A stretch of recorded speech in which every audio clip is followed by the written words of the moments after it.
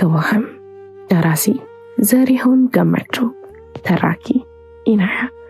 ቻናላችንን ላይክ፣ ሼር፣ ሰብስክራይብ በማድረግ ቤተሰብ ይሁኑ። ክፍል 1። ከእንቅልፉ ባይኑ አይኖቹን ሲገልጥ በመስኮቱ ሾልኮ የሚገባው ብርሃንና መኝታ ክፍሉን አድምቆታል። ቀኝ እጁን ሊያነቃቃ ቢሞክር አልቻለም። ጭንቅላቱን ዞር ብሎ ሲመለከት አንድ ጠይም ወጣት ክንዱ ላይ ተንተርሳ ጭልጥ ያለ እንቅልፍ ተኝታለች። ትነቃለች ብሎ ሳይጨነቅ ከላዩ ላይ ገፍትሮ ወደ ጥግ ወሰዳትና ካልጋው ለመውረድ ወደ ግራው ሲዞር ሌላ ሴት ብላ በሁኔታ ተኝታያት። አቅጣጫውን ቀየረና በርግርጌ በኩል ወረደ።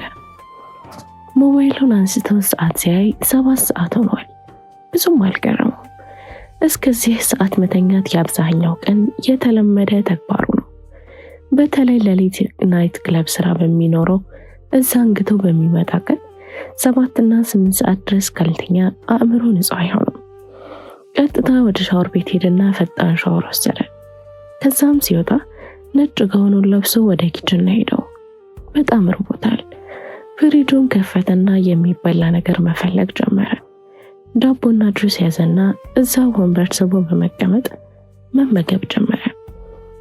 ወዲያው አንደኛዋ እንደሱ ርቧት ሳይሆን አይቀርም መቀመጫው ላይ ሲሻርባ ገንልማ በከፊል በመሸንበን እያመታች ወጣችና የኪችኑ በራፍ ላይ ቆመች። የሚበላ ነገር ትፈልጊያለሽ? በጣም እንጂ ተቀመጭ አላትና ከተቀመጠበት ተነስቶ ወደ ፍሪጁ በመሄድ እንደነሱ ጁስና ዳቦ አዘጋጅቶ ይዞላት መጣና ፊት ለፊቷ አስቀመጠላት። እየተስገበገበች መብላት ጀመረች። እሱም ከፊት ለፊቷ በመቀመጥ የጀመረውን መመገቡን ቀጠለ።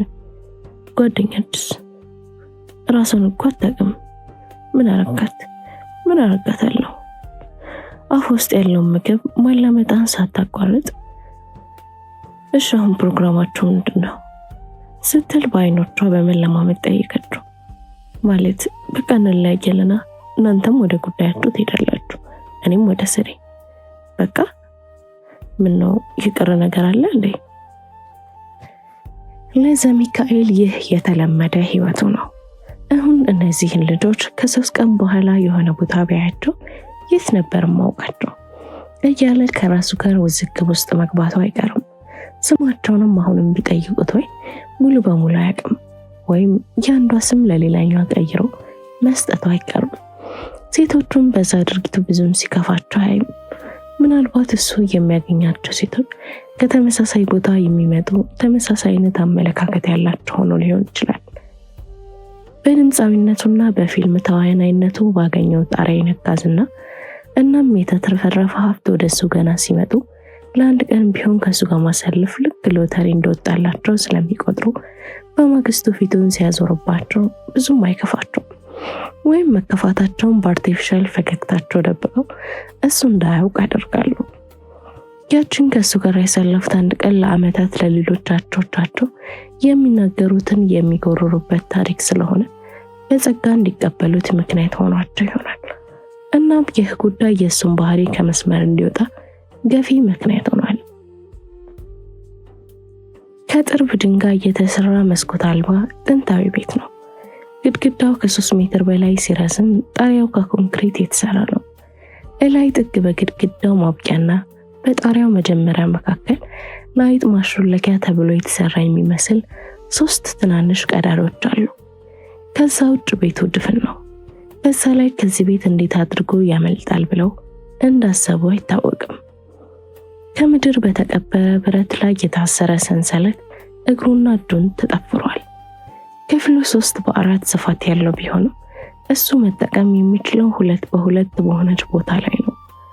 በቀን 2 የብረት በሩ ላይ እንደ መስኮት ያለች ትንሽ ማሾለኪያ ትከፈትና በትንሽ ሳህን ምግብና በኩባያ ውሃ ተሾልከው ወለሉ ላይ አድርገውለት መልሰው ይዘጉታል። ከዛ ውጭ በወር 1 ቀን እየመጡ የሚያናግሩት መነኩሴ ያሉ። ለቅጣው የእሳቸው መምጣት ልክ ገበያ ሄደች እናቱ እንደሚጠብቅ ሕፃን ነው በናፍቆት የሚጠብቀው። እሳቸውን ስለሚወዳቸው ወይም የሚሰጡትም መንፈሳዊ ትምህርትና ተግዛዝ ስለሚማረኩ አይደለም። እሳቸው ሲመጡ ጠባብ መስኮት መሰል ሽንቁር ሳት ነው ዋናው በራፍ ይከፈታል። አንድ ጠባቂ ክላሹን አነጣጥሮ በራፉ ላይ ይቆማል። ሌላው ባልደረባው ፈራ ተባ እያለ ወደ ውስጥ ይገባና ከብዙ ቁልፎች መካከል አንዱን መርጦ ሰንሰለቱን ከብረቱ ጋር ያያያዘውን ቁልፍ ይፈታል። ከዛ ተነስ ጥያቄ መጥቷል ይለዋል። እንደምንም ከተቀመጠበት ለመነሳት ይሞክራል። ግን የእግሮቹ ደም ስሮች የተሳሰሩ ስለሆነ ቀላል አይሆንለትም። እንደምንም ግድግዳውን ተደግፎ ይቆማል። ዕለት በዕለት ወገቡ ወደ ውስጥ እየቀመለ እንደሚሄድ ይሰማል። እናም ለመንቀሳቀስ እግሮቹን ሲያንቀሳቀስ እላዩ ላይ ተጥመልምለው የተቆለፉበት ሰንሰለት ክብደት ይፈትነዋል። ግን ደግሞ እንደምንም እየተጎተተ ወደ በረንዳው ይወጣል። በረንዳው እንደታሰረበት ክፍል የተፈጥሮ ብርሃን የማያገኝ ቢሆንም ሰው ሰራሽ ብርሃን የሚበራበት ስለሆነ አይኑን ይጨፍናል። አይኑ ብርሃንን ይፈራል። 10 እርምጃ ከተራመደ በኋላ ተከፍቶ ወደሚጠብቀው ክፍል ይገባል። ወደ ክፍል ከገባ በኋላ አጅበውት ከመጡት 2 ወታደሮች አንደኛው ክፍሉን ከውጭ ነው ይቀረቅረዋል። እንደምንም አይኑን አለማምዶ በመከራ ይከፍታል። 2 ፕላስቲክ ወንበርና አንድ የተንሻፈፈች ጠረጴዛ ያለበትና ኦና ክፍል ነው። በትንሹ ጭል ብላ የምታበራ 0 ሻማ አምፖል አለች። አዛውንቱ መነኩሴ ሙሉ ቢጫ ቀሚሳቸውና ቆባቸውን እንዳጠለቁ አንዷ ወንበር ላይ ተቀምጠዋል። ጫማም አያውቁ። የተሰነጣጠቁና የተቋቆሩ እግሮቻቸው በመጠኑም ቢሆን ከሱ እግር ጋር ይመሳሰላሉ። ሁሌ እንደሚያደርገው እየተሳበ ሄዶ ከሳቸው ፊት ለፊት ያለች ወንበር ላይ ተቀመጠ። እናም በዝምታ ተፋጠው ለደቂቆች ቆዩ። ቅጣውና መነኩሴ ሁሌ ሲገናኙ እንዲህ ነው የሚያደርጉት። ቢያንስ ከተገናኙ በኋላ ለ10 ደቂቃ ምንም ቃል ከአንደበታቸው ሳይወጡ በዝምታ ነው የሚቀመጡት። ከዛም ልጄን ጸልይ አሉት። ይቅርብኝ፣ እርሱ ይጸልዩ። ለምን ለአምላክ ምንም የምታወራው ነገር የለህም አሉት ፍጹም እርጋታ ባደረበት ድምጽ። የረሳኝን እንዳይጥ እንድሮ እንደ ጠላቶች አሳልፎ የሰጠኝን አምላክ፣ መሞት እንኳን እንዳልችል አቅመቢስ አድርጎ የሚጫወትብኝን አምላክ ምንድን ነው የማወራው? ምሬቱን ያለምንም ይሉኝታ ዘረገፈባቸው። ልጄ ይህንን ነው የምታወራው? የተበሳጨህበትን ነገር፣ ምሬትህን፣ ቁጣህን፣ ብስጭትን፣ ሁሉን ነገር ንገረው። አዎ ፈጣሪ መኖር ጥቅሙ እኮ ያ ነው። ስንደሰት፣ ስኬት ስንጎናጸፍ፣ ያሰብነው ሲሳካልን በደስታና በእልልታ እንደምናመሰግነው ሁሉ ስንበሳጭ፣ ሲከፋን፣ ተበድለናል፣ ተረስተናል ብለን ስናስብ ለምን እንዲሆነ ብለን ብንጠይቀው ምንም ስህተት የለውም። ፈጣሪ ራሱ በምድር በነበረበት ጊዜ ፈተና ሲበዛበት አምላኬ ስለምን ተውከኝ ብሎ ጸልሏል። ታዲያ እኛ ብኩን ደካማና አቅመቢስ የሆንን ፍጥረቶች ይበልጥ ብናማረር፣ ይበልጥ ብንነጫነጭ ምን ይገርማል? ዋናው ከሱ አለመኩራፍ ነው። ስትጠይቀው፣ ስትጨቀጭቀው መልሰን እያገኘህ ትሄዳለህ። አይ ይቅርብኝ አለ በመንገሽገሽ። መነኩሴው ልክ እንደ ሁሉ ጊዜው ተስፋ ቆርጠውበት የራስህ ጉዳይ ሊሉት አልፈለጉም። የረጋ ምክራቸውን በረጋ አንደበታቸው መናገራቸውን ቀጠሉ። ልጄ እኔ እናንተ በኑሮ ምንም ልዩነት የለንም። አንተ የተዘጋ ድንጋይ ጨለማ ቤት ውስጥ ትኖራለህ፣ እኔ ደግሞ ጨለማ በሆነ ዋሻ ውስጥ እኖራለሁ። በቀን አንድ ጊዜ የሆነ ነገር ትቀምሳለህ፣ እኔም በ2-3 ቀን የሆነ ነገር እቀምሳለሁ። አንተ በወር 1 ቀን ልጠይቅህ ስመጣ ከክፍልህ ትወጣለህ። እኔም አንተንና ሌላ አንድ ሰው ለማየት ከዋሻ ይወጣለሁ። አንተ እጅና እግር በሰንሰለት ታስሯል፣ እኔ ደግሞ መላ ሰውነቴ በሰንሰለት የተጥመለመለ ነው አሉትና የለበሱትን ቢጫ ቀሚስ ከላይ አወለቁና ደረታቸውን ገልጠው ከወዳቸው እስከ ደረታቸው የጠመጠሙትን የከሳና ገረጣ አጥንታቸውን ሰርስሮ የገባውን ሰንሰለት አስመለከቱት። ስግንን አለውና አይኖቹን ጨፈነ። አሁን ያንተን የደደረ ልብ ለማስለስለስ ስል መናገር የሌለብኝን ነገር እየነገርኩ፣ ማሳት የሌለብኝን ነገር እያሳየው መሆኑን አውቅ። አንድ ራሱን ለፈጣሪ አሳልፎ የሰጠ መነኩሴ ስለ ራሱ እንደዚህ አያወራም። ግን ምናልባት አንተን ካለወጠ ብዬ ነው። ያው እኔ ሙት ቅጣት ተፈርዶብኝ እስር ላይ ነኝ። እሱ ደግሞ በፍቃዱ ለጽድቅ ሲሉ የመነኑ መነኩሴ ነው። የኔና የእርሱ ሁኔታ ምንም አይገናኝም። የሙት ምርድ ተፈርዶብኝ ያልከው ያንተ ግንዛቤውም የትርጉም አሰጣጥ ነው ማለት። ይህ እኮ ምንም ትርጉም የሚያስፈልገው ጉዳይ አይደለም። በሀገሪቷ ፍርድ ቤት በዳኛ ጸድቆ በየመገናኛው ብዙሃን የተዘገበ ጥሬ ሀቅ ነው እሱ። አዎ፣ ግን የሰው ልጆች ስንባል ሁላችንም የሞት ፍርድ ተፈርዶብን በምድር እየኖርን ያለ ነው። በመላ ሀገሪቱ ቡና መጠጫ የሆነ ነገር ያወቀው ፀሐይ የሞቀው ሀቅ ነው። ቆይ የሞት ፍርድ ከተፈረደብህ ምን ያህል ጊዜ ሆነ? 2 ዓመት። ጥሩ። በፍርድ ቤት አዳራሽ ውስጥ ከነበሩ ሰዎች ቢያንስ 3-4 ሰው ቀድሞ ሞቶ ሊሆን ይችላል። አንተ የሞት ፍርድ ሲፈረድብህ ለአንተ ፍርድ ሲያለቅሱ ከነበሩትም ወዳጆች 1 ወይም 2 ሰው ቀድሞ ሞተው አይጠፋም። ያ ማለት ዋናው የሞት ፍርድ በሁላችንም የሰው ልጆች ላይ የተወሰነ ጉዳይ ነው። ማንኛውም የሰው ልጅ ከእናቱ ማዕፀን ወጥቶ መተንፈስ ከጀመረበት ቀን አንስቶ የሞትን በጫንቃው ተሸክሞ ነው የሚዞረው። ስለዚህ አንተም ስለተፈረደብህ ሞት ፍርድ እያመዠክ ራስህን አታድክም። ይልቅ የኔና አንተን ልዩነት ልንገርህ። እኔ ለእያንዳንዱ ድርጊቴ እንቅስቃሴ ትርጉም ሰጠዋለሁ። በዋሻ ውስጥ ድቅድቅ ጨለማ ውስጥ ሆኜ ብርሃን ነው የሚታየኝ። ምክንያቱም በአይኔ ብቻ አላይም፣ ልቤም አይን አለው። እማስበው ስለ ምህረትህና ይቅርታህ፣ የምጸለየው ስለ ዓለም ሰላምና ስለ ሰው ልጆች ፍቅር ነው። ስለ ቂም በቀል ትካዜ የማስብበት ጊዜም የለኝም። ሁላችንም የሰው ልጆች የሆነውን ነገር ሁሉ ብንሆንም በምክንያት ነው። በምንም ነገር አምላክ አይሳሳትም። ሁሉም ነገር ለሆነ ዓላማ ነው።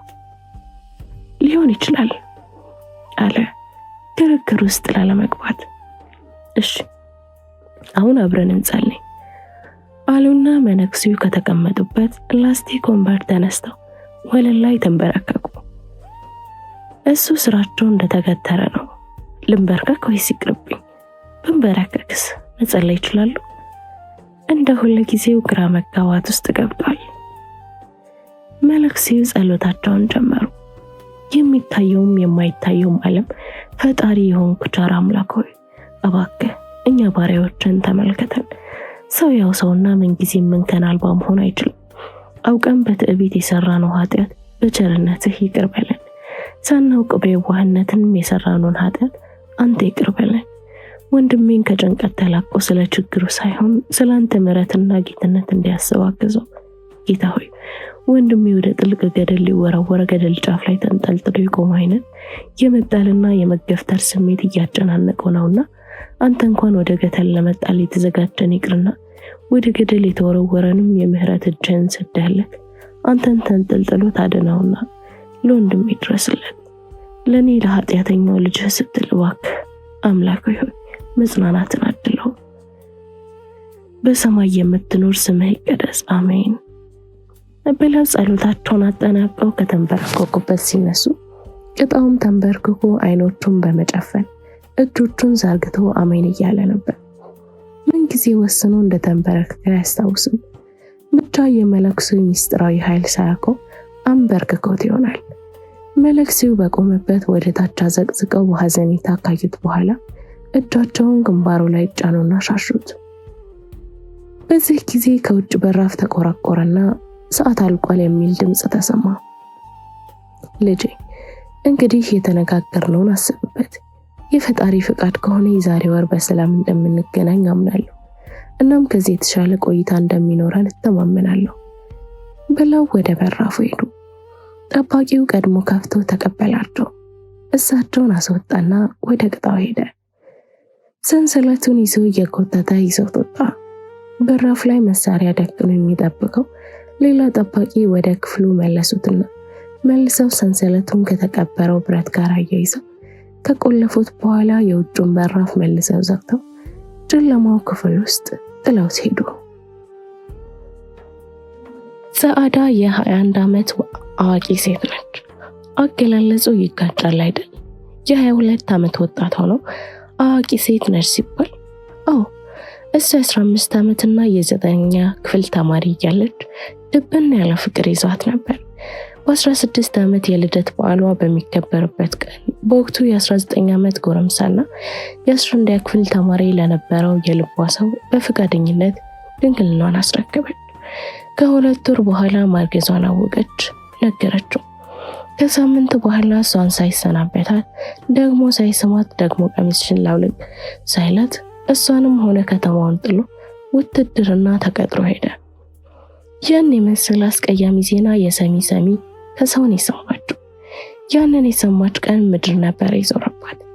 ያልጠና ጮርቃ ልቧ ስንጥቅጥቅ አለ፣ ደነዘዘች። በእንቅርት ላይ ጆሮ ደግፍ ማርገዟን አወቀች። ሰማይ ምድር ዞረባት። እናም በወቅቱ 2 ምርጫ ነበር የታያት። አንድም በሆነ ዘዴ መርዝ በመጠጥ ወይም በገመድ ተንጠልጥሎ ብቻ በሆነ ዘዴ ራሷን ማጥፋት ሲሆን፣ ሁለተኛው ደግሞ ብን ብላ ሀገሯን ጥላ ወደማታውቀው ሀገር ሄዳ ህይወት እንዳረገቻት መሆን። በምን አሳማኝ ምክንያት እንደሆነ ባታውቅም ሁለተኛውን መረጠችና ከተወለደችበትና ቤተሰብ አዝማድ ከሚኖርባት ዶዶላ ከተማ በአንድ አነስተኛ ሻንጣ ልብሷና ይጠቅሙኛል ያለችውን ዶክመንት ይዛ ወደ አዳማ የሚሄድ መኪና ውስጥ ተሳፈረች። እንግዲህ የህይወት ዘመን ባለውለቷን የሆነውን ሚካኤልን የተዋወቀችው እዛ መኪና ላይ ነበር። በወቅቱ አጋጣሚ ሆኖ ጎን ለጎን ነበር የተቀመጡት። የተወሰኑ ቃላቶችን እየተለዋወጡ ከተግባቡ በኋላ ድንገት ወዳልታሰበ ቁም ነገር ያለው ውይይት ገቡ። አዳማ ነው የምትሄጂው ወይስ ወደ አዲስ አበባ ታልፈልሽ ሲል ጠየቃት። አላውቅም ስትል በደፈናው መለሰችለት። አልገባኝም። እንጃ ከተመቸኝ አዳማ ቀራለሁ፣ አለበለዚያ ወደ አዲስ አበባ ሄዳለሁ። እድል እንዳረገችኝ ነው የምሆነው። ማለት ቤተሰብ ጋር ነው የምትሄጂው? ጥያቄውን አሻሽለው ጠየቃት። አይደለም ስራ ፍለጋ ነው የሚሄደው። ስራ ፍለጋ? ምን አይነት ስራ? የተገኘው ስራ? ምን ነው ቤተሰቦችሽ የት ናቸው? ዶዶላ ነበር የሚኖሩት። ማለት እናቴና እኔ ብቻ ነን። አሁን እናቴ ስለሞተች ብቻዬን ቀረው። እናቴ የሞተችበት ሀገር ደግሞ ተረጋግቼ መኖር አልቻልኩም። ስለዚህ እድል ልሞክር ብዬ ዝም ብዬ እየተጓዝኩ ነው ያለሁት። ንግግሯን ተከትሎ ከዓይኖቿ እንባን እየተንከባለለ ፊቷን በማጠብ ወደ ታች ይወርድ ጀመር። የሚካኤል ዓይኖች እንባ ቀረሩ። በጣም አዝናለሁ፣ አይዞሽ እሺ። ኧረ ችግር የለውም፣ መኖር ካቃተኝ መሞት አያቅተኝም ስትል ይበልጥ አስደንጋጭ ነገር ነገረችው። እሱ ደግሞ ራስን ማጥፋትን በተመለከተ እህቱንና እናቱን በቅርብ ያጣ ሰው ስለነበር በቀላሉ ነው ስሜቱ የተነካው። እናም በተቻለ መጠን ሊረዳት ወዲያው ነው በውስጡ ውሳኔውን የወሰነው። ኧረ በፍጹም እንደዛ አታስቢ። ቆይ ትምህርት ተምረሻል? አዎ፣ ግን 9ኛ ክፍል ነኝ። እንግዲያውስ ለአንቺ የሚሆን ስራ አለኝ በማለት ያልጠበቀችውን የሚያስፈነጥዝ የምስራች አበሰራት። ማመን አልቻለችም። እየቀለድክብኝ አይደለም አይደል? አይ እውነቴን ነው። አዳማ ላይ ቡቲክ ቤት አለኝ። ፍቅረኛዬ ነች የምትሰራው፣ ግን በቅርብ ትምህርት ስለምትጀምር የሚረዳት ሰው ያስፈልጋታል። እናም ሰው ለመቅጠር እያፈላለግን ነበር። በጣም ደስ ይለኝ ነበር፣ ግን ምንም አይነት ተያዥ እኮ የለኝም። ያለኝ መታወቂያ እንኳን የትምህርት ቤት ብቻ ነው ስትል ስጋቷን ያለምንም መሸፋፈን በግልጽ ነገረችው። ችግር የለውም እኔ ዋስ ሆንሻለሁ ሲል ከስጋቷ ገላገላት። እንባዋን መገደብ ስላልቻለች ለሁለተኛ ጊዜ ማልቀስ ጀመረች። የአሁኑ ለቅሶ ግን የደስታ ነበር። ኧረ አታልቅሽ በፈጣሪ፣ እኔ ሰው ሲያለቅስ ማየት አልፈልግም ብሎ ከኪሱ ሶፍት አወጣና ቀበላት። ተቀበለችና ፊቷን ጠራረገችበት። እንዳለው አዳማ እንደወረዱ ቀጥታ ይዟት ወደ ቤት ሄደ። ወስዶ ከፍቅረኛው ጋር አስተዋወቃት። በመስራት ላይ ካለው ጅምር ቤቱ አንድ ክፍል ቤት አስተካከልና እቃ ሟልቶ አስረከባት። ሰው ሳይሆን መልአክ መስሎ ተሰማት። እሱም ብቻ ሳይሆን ፍቅረኛው አዲስ ዓለም በልዩ ሁኔታ እንደ ጓደኛ ብቻ ሳይሆን እንደ ታናሽ እህት ተቀብላ ወደደቻት። በዚህም ሰዓዳ ለረጅም ወራቶች ስታማረረው የነበረውን ፈጣሪዋን ይቅርታ ጠይቃ ማመስገን ጀመረች። በዚህ ሁኔታ ነው ሚካኤልና ሰዓዳ የተዋወቁት። ከዛም ብዙም ሳትቆይ ከቤተሰብ ጠፍታ የመጣችበትን ትክክለኛ ምክንያት ለሚካኤልና ለፍቅረኛው ለአዲስ ዓለም ነገረቻቸው። እንደዚህ ያደረገችው ሆዷ እየገፋ ሲሄድ የግድ መጋለጧ የማይቀር መሆኑን ስለተገነዘበች ነው። ከዚያም ልጇን በእጃቸው ላይ ወልዳ ከሷ እኩል እየተንከባከቡ አሳደጉላት። ዛሬ ላይ እነሱም አንድ ቤት ተጠቃለው መኖር ከጀመሩ 4 ዓመት ያለፋቸውና የ3 ዓመት ልጅ ያላቸው ሲሆን በተለያየ ምክንያት በዚህ ወር ይሁን በሚቀጥለው ዓመት እያሉ ሲያዘዋውሩት የነበረውን ሰርጋቸውን ለመደገስ አሁን ቀን ተቆርጦ በጀት ተመድቦለት እንቅስቃሴ ላይ ይገኛሉ። እናም ጻዕዳም ይህን የወዳጆቿን ሰርግ ልዩ እና በህይወት ዘመናቸው ሙሉ የሚያስታውሱት እንዲሆን ትፈልጋለች። ለዛ ነው ምንም ነገር እንዳይጎድል ለወራት ቀንና ሌሊት እንቅልፋታ ስትለፋ የሰነበተችው።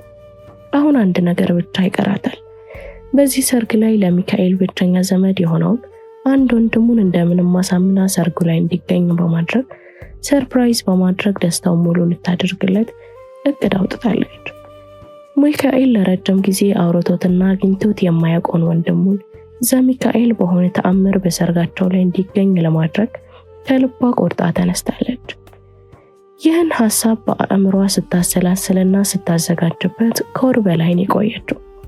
በጣም በብዙ ጥረትና በብዙ ድካም መውጫ መግቢያ ፕሮግራሞችንና ልምዶችን ስታጠና ነበር የሰነበተችው። በቋሚነት በሚኖርበት አዲስ አበባ እሱን ለማግኘት ፈተና ነው። በትክክል እሱ በሐሳቧ እንዲስማማ ለማድረግ እንደምትችል እስካሁን ድረስ አላወቀችም። ምክንያቱም ዘሚካኤል እንደማንኛውም ሰው በቀላሉ አግኝተውት የሚያናግሩት የሚያሳምኑት አይነት ሰው አይደለም። እሱ ሚሊዮኖች የሚያብዱለት ከሀገሪቱ ዝነኛ ድምፃውያን መካከል ከዋናዎቹ አንደኛው ነው። በዛው ልክ ፕሮግራሞቹ የተጠበቁ አጃቢዎች የበዙ ሰው ነው። ቢሆንም ይህን ማድረግ አለባት።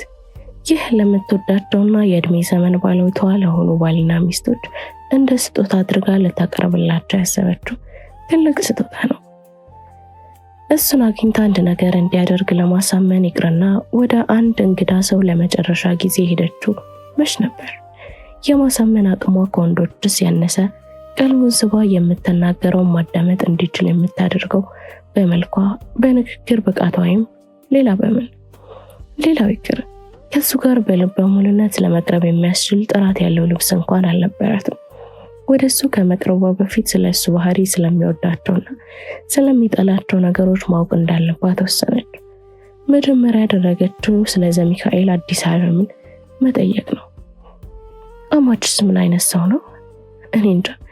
ያ ሰጣጭ አደጋ ተከስቶ በሚስቱና በአንድ ሴት ልጅ ግድያ ተጠርጥሮ እስር ቤት እስኪገባ ድረስ በጣም መልካም ሰው ነበር።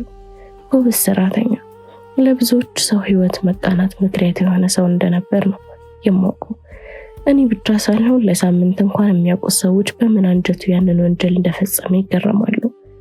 አይ እኔ እንኳን ያልኩሽ ስለ ዘሚካኤል አባት አልነበረም፣ ስለ ወንድሙ እንድትነግሪኝ ነው። ወይ ስለ ዘሚካኤል ነው? አይኖቿ አበሩ። አዎ፣ በቴሌቪዥን ሆነ በየፖስተሩ ላይ እንደምታየው ውብና ጠንበለል ወንድ ነው። ሲመለከት አይኖቹ ሲስቅ፣ ጥርሶቹ ሲኮሳተር፣ ወንድነቱ ሲያወራ ቀልዱ፣ ሁሉም ነገር የተሟላለት አማላይ ወንድ ነው። ግን ስለሱ ለማወቅ ለምን ፈለግሽ ስትል በጥርጣሬ ጠየቀቻት። እሱን ቀስ ብዬ እነግርሻለሁ፣ ግን ያንቺ ገለጻሽ ስለማችሽ የምታወሪ ሳይሆን በስውር ስላፈቀርሽው የድብቅ ፍቅረኛሽ የምታወሪ ነው የሚመስለው። ምነው ስለዚህ ያጋነንኩ መስሎሽ ነው? አይ አጋነንሽ አላልኩም። ገለጻሽ ግን መጎምጀት የተቀላቀለበት ነው። ጉረኛ፣ አንቺ ደግሞ ስለ መጎምጀትና ምን ታውቂያለሽ? የከተማ ባህታዊ እኮ ነሽ። ለማንኛውም በእኔና ባንቺ መካከል ይቅርና እኔ መጀመሪያ የአይነ ፍቅር ያዘኝ ከዘሚካኤል ነበር። ሚካኤልን የቀረብኩት ወደ ዘሚካኤል የሚያቀርበኝ አቋራጭ መንገድ ነው ብዬ ነበር። ግን እኔ ከሚካኤል በደንብ ታውቂና ጥሩ ጓደኛ ሆኜ ወደ ዘሚካኤል ለመዝለል እግሮችን እያፍታታው ሳለ በቤታቸው እንደዚህ አይነት ስትራቴጂ ተፈጠረ። አባትየው ካርታር ላይ ሲወረወሩ ዘሚካኤል ደግሞ እምጥይቷ ስምጥ ሳይታወቅ ጠፋ። በዚህ ጊዜ የሚካኤል አጽናኝ አማካሪ ሆኜ ቀረው። በወቅቱ ሚካኤል እንኳን ቀርቦ ጓደኛ ለሆነው ሰው ይቅርና በሩቅ ታሪኩን ለሚሰማ ሰው ራሱ በጣም የሚያሳዝንና አንጀት የሚበላ ሰው ነበር። እናትና እህቱን ቀብሮ አባቱ እስር ቤት ተወርውረው ወንድሙ ጠፍቶበት የሚሰማው ሀዘንና ስቃይ ገመቹ። በዛ ላይ ቤተሰቡን ሀብትና ንብረት ከብክነት መጠበቅ፣ በዛ እድሜው ከ3 በላይ ድርጅቶችን የማስተዳደር ኃላፊነት ነበረበት። የጠፋውን ወንድሙን ከሀገር እየተንከራተተ መፈለግም ይጠበቅበት ነበር። አብዛኛውን ነገር አንቺም ታውቂዋለሽ።